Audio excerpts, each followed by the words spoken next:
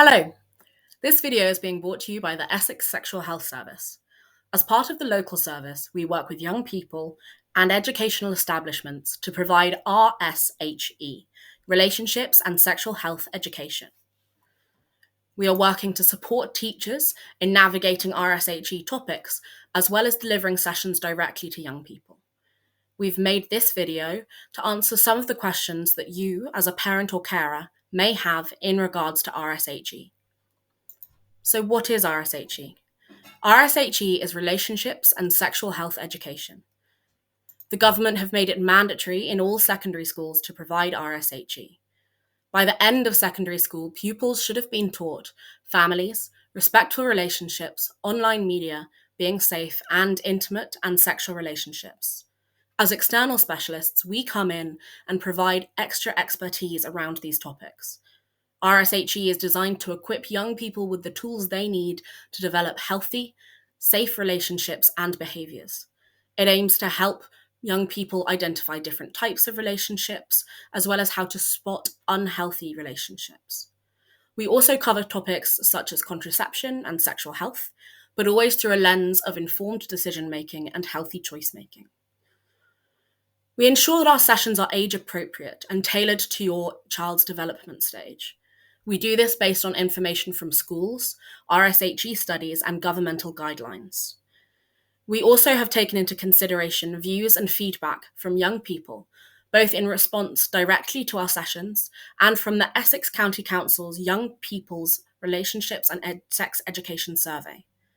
Before we deliver a session, we will assess with the school as to any specific consideration for any student group. This may be identifying additional learning needs or considering the religious or cultural context for students. For SEND students, we may adapt activities or use different learning prompts, but it's important that these students are still equipped with the same information.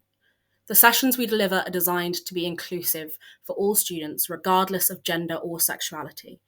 We do not promote LGBTQ+ relationships in these sessions, but educate young people about equality and respect and on the society in which they are growing up in. So why is it important? Primarily, RSHE exists to give young people information to help them develop healthy and supportive dynamics in all relationships, not just romantic or sexually intimate ones. It's about teaching students to foster respect and how to assess what they need and want in relationships, as well as how to deal with unhealthy ones. Relationships and sex education does not promote early sexual activity. Studies have shown there is no correlation between the two. In fact, good RSHE can delay the time a young person becomes sexually active. It does this by encouraging young people to develop narratives around types of intimacy, respect, consent, and self-advocacy. This also means that good RSHE can help reduce instances of sexual harassment and later sexual or domestic abuse. Furthermore, RSHE can help young people feel empowered to come forward to report instances of sexual harassment or abuse. Without RSHE, young people are more likely to take sexual risks. This might mean becoming sexually active before the age of 16, which is the age of consent, or engaging in unprotected sex. In turn, this means that without RSHE, we see higher rates of sexually transmitted infections, STIs, and unplanned pregnancies in teens. RSHE is particularly important now, considering the climate that young people are growing up in. There's been a noted increase in poor mental and sexual health for young people. The accessibility of pornography means that young people are exposed earlier and to a greater extent to graphic content. This content often contains misleading narratives around sex, sexual safety, body image, consent, gender roles, and fetishization. If young people do not receive accurate and age-appropriate education from RSHE, they will be left to learn from these other sources.